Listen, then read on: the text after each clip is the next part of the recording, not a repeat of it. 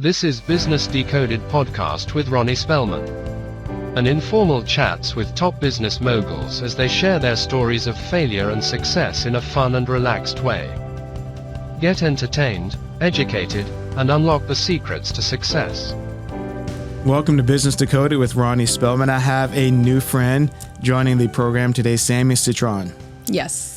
Welcome, Sammy. I've been trying to get you to come on the program for quite a few weeks. We've had a chance to interact at various different events. You're brilliant. You are a social media marketing specialist, an expert. You love sports. Yes. I'm just amazed by your background. You just moved to Texas, so you're new here. How many months now? 2 full months now. Moved at months. The beginning of October, yes. And where were you before? Before that, I was in St. Louis for about a year. And before that, I was in Jersey for 6 months where I was born. And before that, I was still in school. So you've been across the country and you are a Gen Z. Yes, I am. Which I love. And we have a series that discusses Gen Z and the different generations. So I like to revisit those with our audience just because I think it's so important to see the various different generations and how they interact and what they bring. And as each generation goes into the workforce, it has an impact on our work environment and business. But the silent generation was 1928 to 1945, baby boomers 1946 to 1964, Generation X from 1965 to 1980, the millennials from 81 to 1996, and then Gen Z. Yes. Which is your generation from 1997 to 2012 when they were born. And then the next generation behind you is the Generation Alpha, born in 2013 to present. And so as a Gen Z, I'm intrigued just to see what you all are doing now. I had a conversation with a slightly older business leader a few weeks ago when I visited another state to talk about business. And it was interesting just to get his impact on which generation is doing what and how Generation Z is in the workforce. Generation Z now is a pretty large span, and they're getting into leadership positions. But I look at what you've done in your career. You've been so successful in building your understanding of the marketing expertise. But take me back to where you grew up. Like, what was life like? Growing up, I grew up in Montclair, New Jersey, which is about 13 miles outside of Manhattan. So I would say it was a rather city feel because most of my friends' parents, including my own, worked in New York City. So we kind of grew up having the best of both worlds, a little suburbia with the city. So it was a really special place, a lot of different walks of life within the community. And I think it really did help shape me as an individual to this day.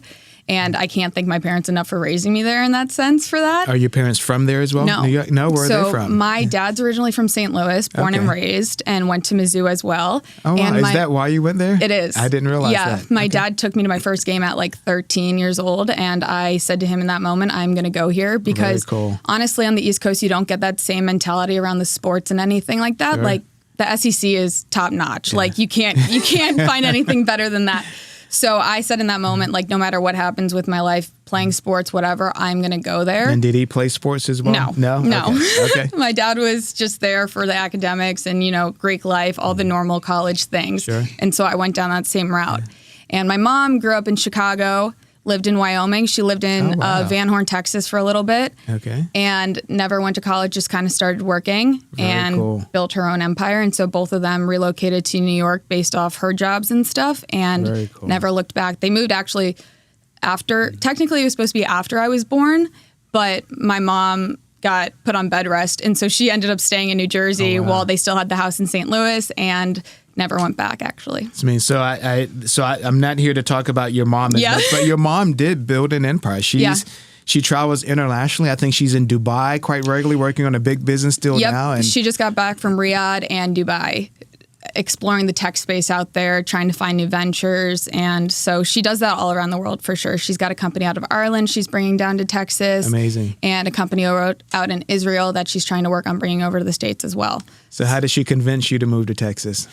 She told me that the sports down here is everything, that sports is part of the culture, that people come out of the womb in football helmets, and that it just was a good starting point as I'm just kind of branching out into this freelance entrepreneurial journey that started in January. So your mom is absolutely right. I moved to Texas and I had to call my friends and say the Friday Night Lights, it's real. Yes. Like Texas loves football and sports in general. I went over to Allen because I was working with them on one of the projects I've been working on, and I saw their football facilities and I was like, oh my gosh, this is literally insane. They're like, yeah, it's new. It's $38 million. I said, $38 million for a high school stadium? Are you kidding? It looks like a small Division I school stadium. It's insane. It does. I took everyone that comes into town, I take them to visit the stadiums, or that Allen Stadium specifically. It's just incredible. I went to a game a few weeks ago it was between Allen and another team. I won't mention the team. And the other team scored first. They had a kickoff return for 6 points. It was great. They ran it completely back. And I guess Allen wasn't happy about it. Probably not. And they went on to run the next kickoff back. Allen did.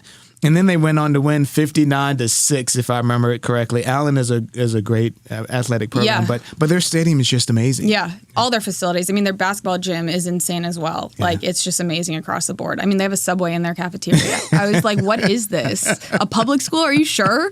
Like, insane. How funny. Yeah. So how did you develop an interest in sports? Did you travel to New York City often for different sporting events, basketball, football? So when I was really young, the Nets were still in New Jersey. Okay. So the Jersey Nets, we would go to games. I grew up going to Giants games. I'm a diehard Giants fan. I'm actually a St. Louis Blues fan. So anytime the Blues would come into town and play the Devils or the Rangers, my dad would want to go. Sure. So I grew up around sports. There's videos of me even probably before I really knew what going to sporting events were, saying like, I like sports. I'm going to play this. I'm going to play that. And my mom's like, well, you're so little. Like, for example, basketball. She's like, how are you going to reach the hoop? Well, they have little ones because I'm little right now. Like, I don't need to worry about the big ones yet. Like, little things like that. And then there's other home videos of me being like, if you have a problem in sports, talk to Sammy. Like, I've just known subconsciously my entire life. And fortunately, I have parents who are both entrepreneurs, and they never told me, like, you have to go one path. The path is what you make it.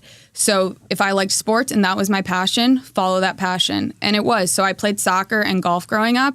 And both of those things like shaped exactly who I am. I mean, playing golf as a woman and especially in the business world is a huge upper hand that I never even really realized because I hated playing golf growing up. Really? Like I felt like I was almost being forced into it at times and put into tournaments at times, and I didn't love it because I loved soccer. I loved like the aggressive, like kind of give and take of it all rather than, okay, I have to like be composed. Like I really like all over the place. And that's what sports is. You never really know when the next like punch is coming in a sense. Yeah, soccer can be brutal. I hear especially women's soccer. Yeah, that's what I hear. Yeah. I had an executive tell me that he loved hiring people that played soccer. He has a lot of females in his sales operation. But he said, one, they're smart, they're competitive, they understand what it looks like to win when it comes to closing a deal. And I was impressed by his business focus on hiring specific athletes, particularly from soccer. Yeah, I think what's interesting about like soccer or football or basketball in those games is that it's very strategic, right? So you have set plays. You have to have an idea of reading the field. And in business, it translates very well. You have to understand your competitor. You do have to scout, in a sense, your competitors and those you're trying to sell to and play to them. Right. So it's very hand in hand. I coached my daughter's basketball team. She was, I think, 8th grade. And I videotaped every game. And I showed them the videotape. You know, you probably did this in your sports, especially at the collegiate level. I don't think anyone did it at that level. Yeah. So I think that was unique. And I showed them because I wanted them to see what it looked like in their game. But the impact and their ability to grow from watching the video was just amazing. Yes. But you're right. There's a lot of scouting that comes at the higher levels. Yep. And there's a lot of preparation. And most people don't understand the business behind sports. Yes. Which is why I wanted to have you on the program, because you've seen it from multiple different sides. You've seen the business side, maybe from how contracts are done, how team preparation happens.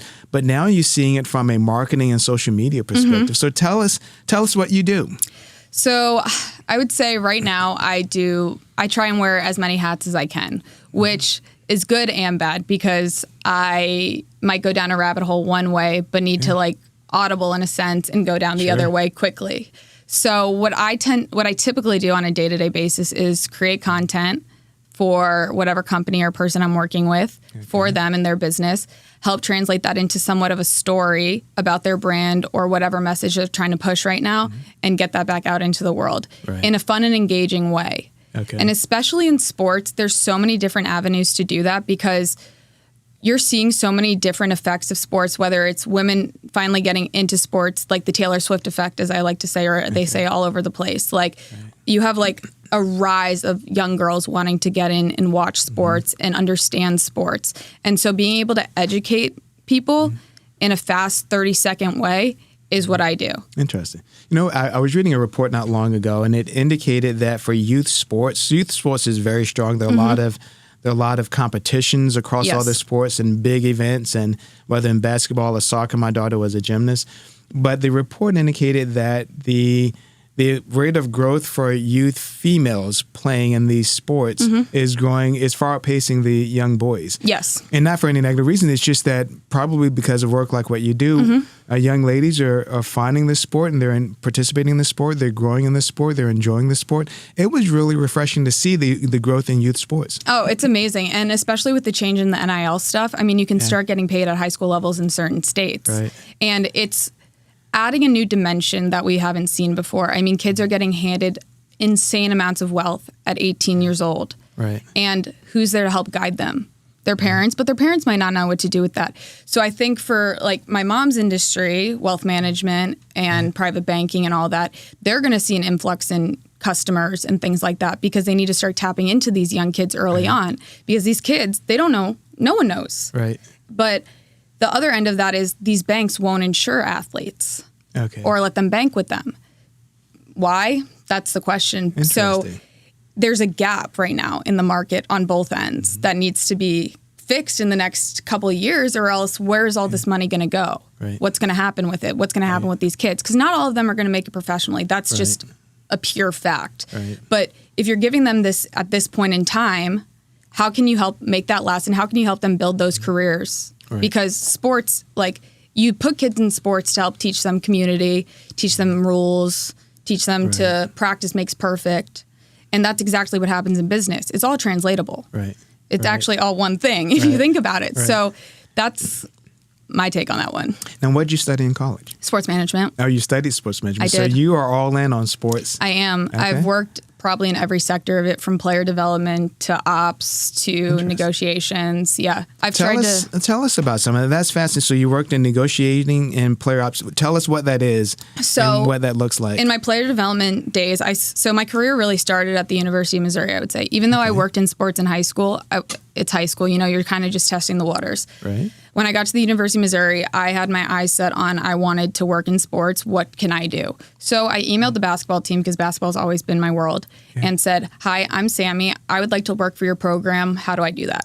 Right. And within a few weeks of me being on campus, I was the only woman on the player development side. Oh, wow. The entire time I was there. And from shooting film to being on the court, passing balls and holding pads during practice. Like, I'm only 5'1". So and these are tall guys. I used to call them extra large humans back in the day. So from there, I then realized, okay, these guys need kind of help guidance wise too. Sure. So I started almost like indirectly realizing that, like, I did start honestly as a sports journalism major. Okay. So I started as sports journalism because I wanted to be one of the girls on camera, analyst, easy, right? Like something that just would make sense. I got into that. I saw what the media was saying about, say, my team or other teams that I knew we were playing, and it just wasn't always the true narrative. And there was no real digging on it. And then they would go after one-offs of players, and I was like, that's not cool. I didn't really like that too much. So that's when I switched over to the player development management side and switched over to sports management. Okay. And so I worked there in the player development side, did all that. From there, I went and worked front desk at Mizzou football. So that was just, sitting at the desk, checking people in, but you're still meeting people, right? And networking, in my opinion, is the most important asset you can have, because if you don't know people, how are you going to get places in a sense? Like, you need to have conversations, talk about yourself to make moves. And so after that, I did that for 3 years at Mizzou. The last 2 years at Mizzou, I was just kind of figuring out what I was going to do post-college. Post-college, I ended up working with a golf PR agency. Okay. And that's where I really got into, like, understanding contracts, negotiations, all of that kind of stuff in the PGA, LPGA space. Also combining brands with different players. And then from there, moved into really what I do now, which is the social media and marketing space, because I noticed that a lot of companies didn't really know how to start tackling that. Sure. The general marketing and honestly advertising and marketing, because the old term used to be advertising. So you hear people say, I came from advertising. In my mind, that's the same as marketing and social media in today's day, right? So I started doing all of that. I really loved it. It was in a fashion space along with sports. So we were making women's gear that was almost like high fashion rather than a t-shirt with your brand on it, or like a cotton like V-neck for women. Like so we had velour sets, varsity jackets, leather jackets. I see commercials for, is it Viori? V-O-R, V-O-U-R-I? I think they're kind of Vori. I can't remember the name of it, but that space has grown so much. That athletic fashion space, high-end fashion, is really neat for sports. Yeah, it was amazing. And so I worked there for about a year and kind of helped launch their like social media and marketing stuff with working under a guy specifically who comes from the big advertising space and fashion. So I learned, I think, more in that year, and this sounds really bad to say, but more in that year than I typically do in a class at school, just from having actual real world experience. And I got into conversations with my mom about it, and I was in St. Louis, and I just knew I didn't want to stay there. And it was coming up on the end of the year, and she was like, why don't you try and do it on your own then, or find another company? Very cool. And so I started doing it on my own, and, it took about a month or two for me to start getting some traction, because you're cold calling in a sense. You're selling yourself at that point. And stuff finally started coming up, and I've just been working freelance doing social media and marketing and almost some ops work for multiple different companies throughout the sports space, wellness space, and financial services space. So you have to tell me about those few months of starting on your own. But I was reminded of a good story. I was meeting with a very well-known female sports reporter. She's top of her game, one of the best and most recognizable. So I was at an event with her. And she mentioned her early days. So in the early days, no one would really hire this person. I think she's probably 5 feet something as well. And she said she would hear about a game that's taking place, college football, I think it was. And so she would call whomever she could find associated with the event, and she would say to them, I'm going to be in town. You need someone to cover this game. I'm going to be there. Why don't you let me cover it? Now, she wasn't going to be there, but that's what she mentioned to him. And they said, sure, if you're going to be here, why not? And then she called this person the next time, like, I hear that you're going to be in this other part of the country. I'm planning to be there. Just happen to be there. Can I cover this for you? And she slowly built her career by just offering to be wherever the sporting event was so that she can get the experience and the recognition. And it paid off. That's exactly what my mom tells me too. And so I've spent a lot of this year doing that as well, kind of just putting myself in situations that I don't know if I should be in that room all the time, but I know I need to be in that room. So I actually just got back from the F1 Grand Prix in Vegas. Oh, wow. And I wasn't set to go to that one. But I knew that's a place I wanted to start getting my foot into, because F1's becoming very big in the States. It's huge overseas. I mean, they channel the broadcast in the States to overseas because they know that that's where their fan base is, right? So I went out there. I ended up networking a bunch and ended up meeting a plethora of people who are willing to help me with my career now. Which is all I could ask for out of that. So our listeners, especially the Gen Z that's right in that realm with you, what did that look like? So how did you find out where you needed to be? So you found out about F1 in Vegas, but what did you do from there? Did you sign up for the different conference events, or how did you figure out who to meet, where to go, how to put yourself in a position to get the visibility you needed? Well, prior to going out there, this was Tuesday before the Grand Prix. The Grand Prix was on Saturday. I decided on Tuesday I was going to go. Oh, wow. I had a meeting. Just a few days before you decided. I saw a deal online, and I was like, this seems like a good investment in myself. Because that's what I'm doing at that point. If I'm paying to go to these events, I'm investing in myself. So there has to be some value that I get out of it. So I saw online a deal that happened. I hit the deal. I was like, I'm going to just click through and pay really quick. Just for the flight? No, for hotel. The whole package. Yeah, the whole package. And we had grandstand tickets. It was going to be perfect. There was stuff going on all around Vegas. Like, the entire city was shut down for F1. So anywhere you kind of popped in, there was an activation of a sort, or people like meeting and networking of a sort. And I met with a woman prior to going out there, just drinks and like casual conversation. And I mentioned, hey, I'm going out to F1, like blah, blah, blah, blah. And she was like, oh, my company actually does work with some of the teams. Let me see if I can put you in touch with people out there. Very cool. And so just by using my network and having her connect me with people that she knew was going to be there gave me almost a one-up before I even got on the plane. It's amazing. Yeah. And that's just on the Tuesday before the event that was taking place on Saturday. Mm-hmm. Wow. Yeah.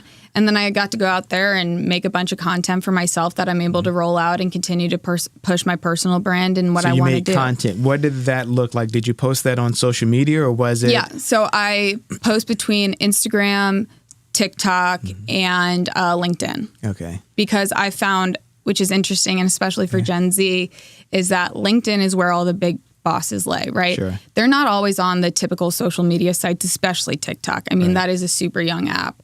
And I've realized that if I post my stuff on there, I'll get more traction from the higher ups than people who are at my level. And the higher ups do control the entirety of the business. Right. So if they're seeing what I'm doing and they're liking what I'm doing, then that'll translate down the pipeline. Interesting. Well, so what a unique strategy in that work. Did you target specific people on LinkedIn? So did you do a search of some kind to try to? I typically do. This time I didn't really have much time to. Okay.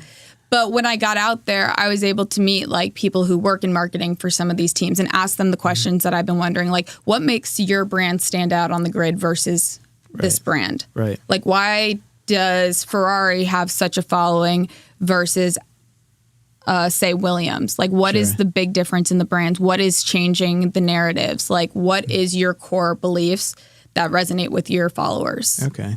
And what was the outcome for you? So you met quite a few people. You were able to pitch your operation, what you do, what you provide, and it's just, I would say it's a game that I play often, which is I just try and keep in contact, and then if anything else comes up, then I'm always the first one to be reaching out. So I try and follow up with those people that I meet at least like once or twice a month, just by email, like, hope you're doing well. Like, if anything comes up, don't forget I'm here. Like, I love it. And a lot of these people who like sponsor these F1 teams are banks, right? A lot of like big banks. And so even getting into those areas, like saying, hey, I know you guys are working with these sports teams. How can I help elevate your brand in the sports space, rather than understanding almost like the entire marketing strategy, but how can I help with this very niche part of your strategy?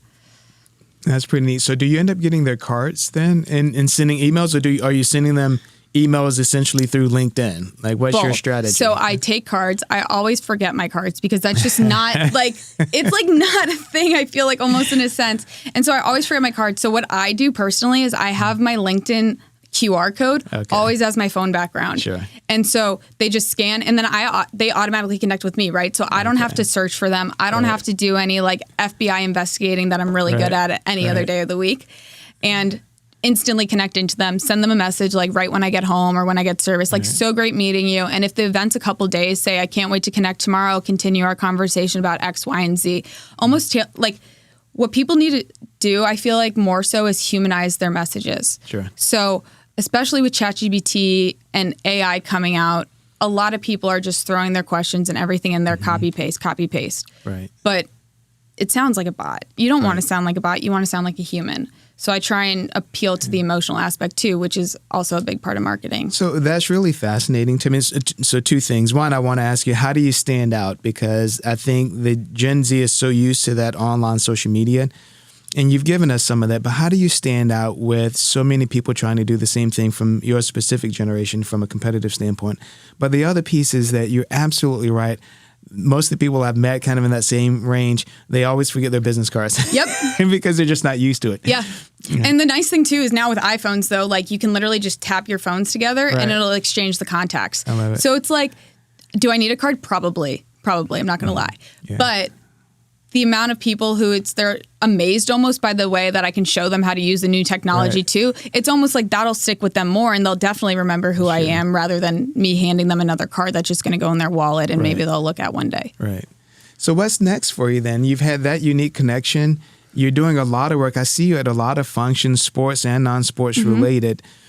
What, if you were to describe in an elevator pitch to one of those bankers that are funding Formula One, What would you tell them about what you do, how you do it, and why they should consider either introducing you to someone that can use your service or bringing you on to help them do what you do? Well, my elevator pitch would be, I'm 25 years old.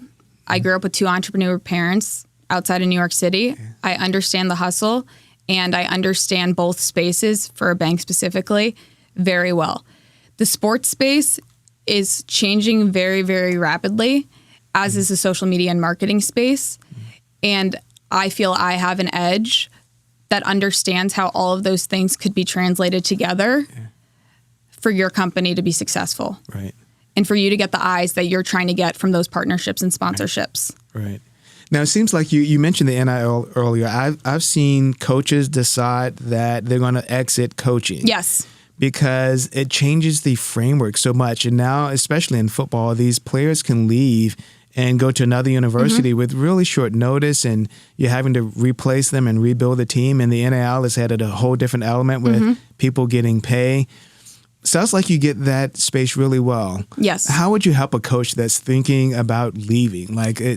I think coaches that are thinking about leaving, and this sounds bad, but they don't want to be a part of what's next in the change. They're so used to the status quo, the old way, in their old ways. Right. And that's okay, because honestly, the times are changing. Coaching's changing as well. And the way you coach and the way you're connecting with your players is changing. Right. So my take on the coaches who are leaving the space is that they just aren't ready to understand that these kids deserve to make the money. The amount of hours that college athletes truly put into sports versus, say, everyday life, they're giving up a lot of their life for this university.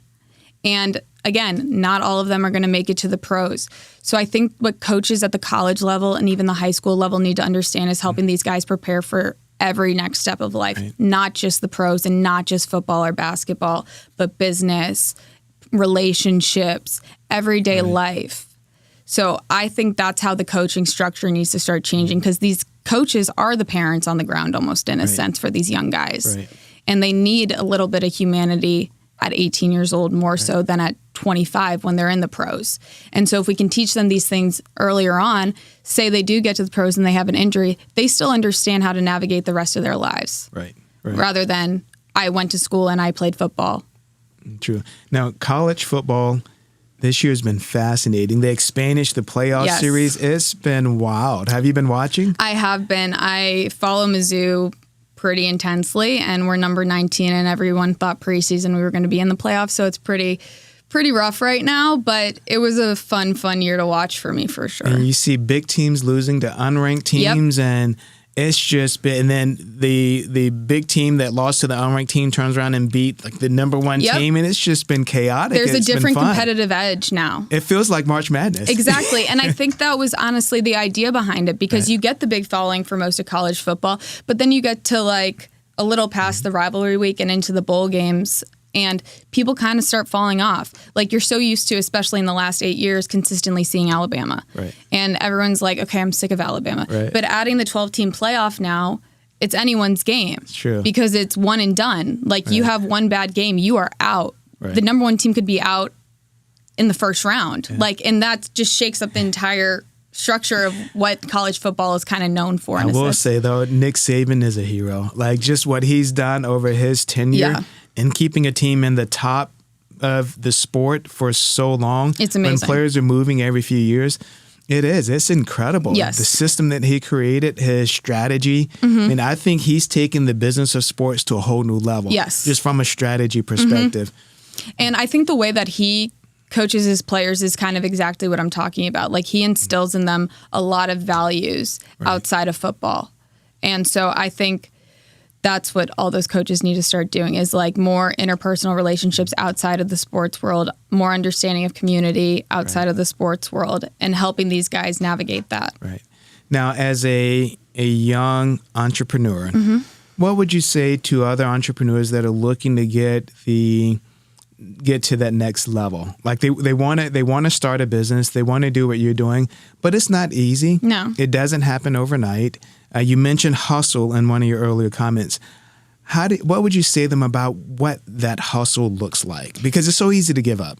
I would say, and this is always like your inner thoughts are what's going to stop you the most. Right. You have to shut down the outside noise and be true to who you are, because you're going to lose friends along the way just because they might not understand. And that's okay. That's just a part of life. Like, not everyone's day-to-day looks the same, and some people don't like change, or that your life doesn't look like theirs and might think of you less than, in a sense. Like, I don't work a typical 9 to 5. Some people might look at me and be like, are you actually working? Like, you're at F1 last weekend. You were at Coachella in April. You were on site at a basketball tournament and soccer tournament all of the summer. Like, how do you even have time to work? That is my work. My work's what I make it.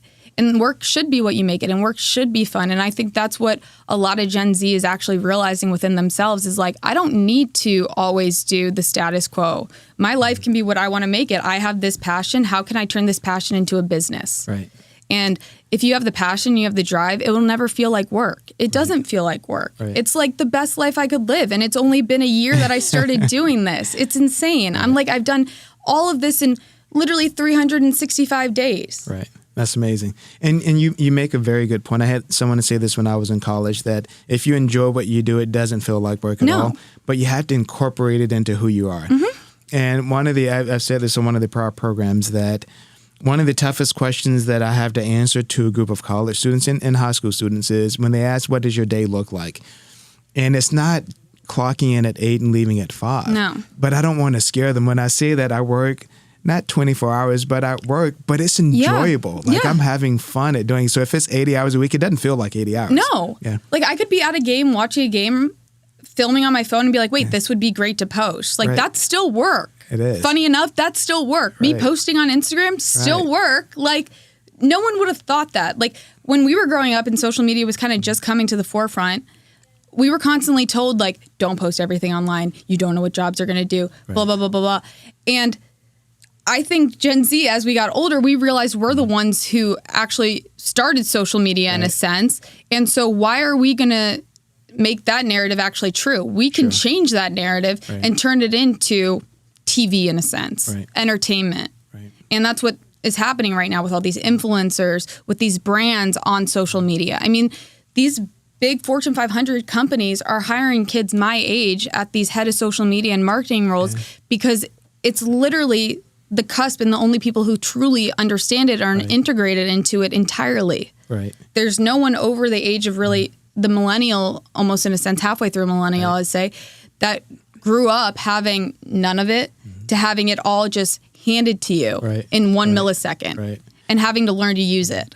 And that's why I wanted to have this series on Gen Z, because I think you bring such a unique and rich perspective that helps not only others that are in that same generation understand what you're doing, but also the other generations that you said, like you said, they're controlling a lot of the decisions now. But they're going to people like you to help them figure it out so they can still thrive as a business. Exactly. Which is really neat. Exactly. Now, do you have any, I know we're at the end of our program, but I was going to ask you, are there any unique and interesting people you've met? So you can answer that, or who you admire as an influencer. I think that might be a more relevant question. Like, I know there's so many influencers out there, and a lot of them make really good money. I was looking at one the other day that has 330 million subscribers. He's about 26 years old, 330 million subscribers on YouTube, which is just incredible. That's as many people that reside in the United States. It's huge. Yeah. I would say my favorite influencer her name is Allison Cooch. Okay. And her husband's name is Isaac Rochelle, and he used to play in the NFL. And her brand is kind of almost in a sense, not making fun of her husband, but like humorous, very playful relationship. But they talk about sports, and they talk about sports in a light that you can almost teach people as well. So she recently started a podcast, and it's literally teaching girls about football and like also the business of football. Very cool. So how do the fines work? Why did you get fined for this? He got fined for something when he was playing, and she goes, so that could have been almost like in my pocket kind of thing. So you're getting fined for stupid little things. And it's kind of like a satire in a sense to understand sports and to teach people about it, and especially girls. So she's been the one that I've really looked at most, because I've found, at least from my general research, there's not a lot of women talking about sports in a light that other women will technically understand. Because you have to think you're teaching someone that might not have any insight on the industry whatsoever. So how do you kind of teach them the ABCs of sports in a fun and engaging way? And that's what she's been doing with the football space entirely. And I find it so entertaining and fun. So you have to make a promise to you. I want you to come back on the program in a couple of months and tell us more about what social media looks like, what you're doing from your business perspective. I think your insight in sports as well. I think your insight is so unique, and I like your perspective and what you bring to our listener. Yeah, 1,000%. And there's a lot of big, fun things coming up at the start of the year. So I'm super excited for that. Sammy, thank you for joining us. Thank you so much for having me. This was great. Thank you for joining us on Business Decoded with Ronnie Spellman. Thank you for listening to Business Decoded podcast with Ronnie Spellman. Please be sure to subscribe and share and stay tuned for more incredible Business Decoded episodes.